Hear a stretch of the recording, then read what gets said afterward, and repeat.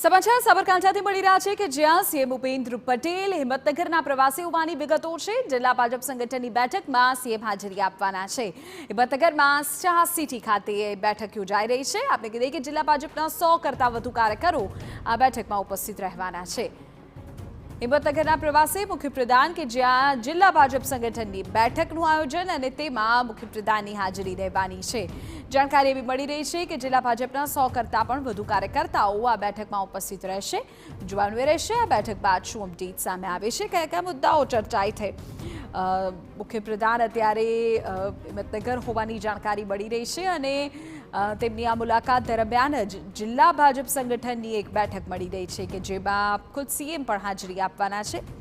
Star city ખાતે બેઠકનું આયોજન થવાની જાણકારી છે અને તેમાં જિલ્લા ભાજપના જે સંગઠનના અગ્રણીઓ છે તે આ બેઠકમાં ઉપસ્થિત રહેશે। લગભગ 100 જેટલા કાર્યકર્તાઓ હશે કે જે આ બેઠકમાં હાજર રહેવાના હોવાની જાણકારી મળી રહી છે।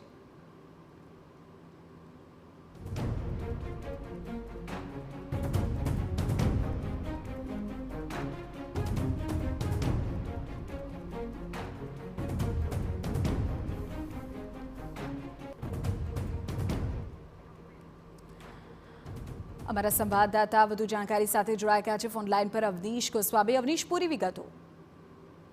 વિધિ વાત કરવામાં તો લોકસભાની ચૂંટણીને લઈને આ બેઠક યોજવામાં આવી હતી। 100 જેટલા અપેક્ષિત કાર્યકરો અરવલ્લી જિલ્લા અને સાબરકાંઠા જિલ્લાના બેઠકની અંદર રાખવામાં આવ્યા હતા। તમામ કાર્યકરો, આગેવાનો અને જે પક્ષના હોદ્દેદારો અને પદાધિકારીઓ છે તેઓને માર્ગદર્શન આપવામાં આવ્યું હતું। ચૂંટણીને લઈને જે સૂચનાઓ હતી, માર્ગદર્શન હતા, તે તમામ બાબતોનું ધ્યાન પણ દોરવામાં આવ્યું હતું। વહેલી સવારથી આ કાર્યકરો અને પદાધિકારીઓને બોલાવવામાં આવ્યા હતા। ત્યારબાદ મુખ્યપ્રધાન ભૂપેન્દ્ર પટેલ જે છે તે 11 વાગે પહોંચ્યા હતા અને લગભગ પોણા કલાક જેટલી આ બેઠક જે છે તે સમય તેઓએ વિતાવ્યો હતો બેઠકની અંદર અને માર્ગદર્શન આપ્યું હતું। ત્યારબાદ બીજી એક મહત્વની બેઠક છે તે સર્કિટ હાઉસ ખાતે યોજવામાં આવી શકે છે। તેની અંદર માત્ર મહત્વના આગેવાનો જે છે તે પદાધિકારીઓ તેઓની સાથે ચર્ચા કરવામાં આવશે અને ચૂંટણીને લઈને માર્ગદર્શન પણ અલગથી તેઓને આપવામાં આવશે।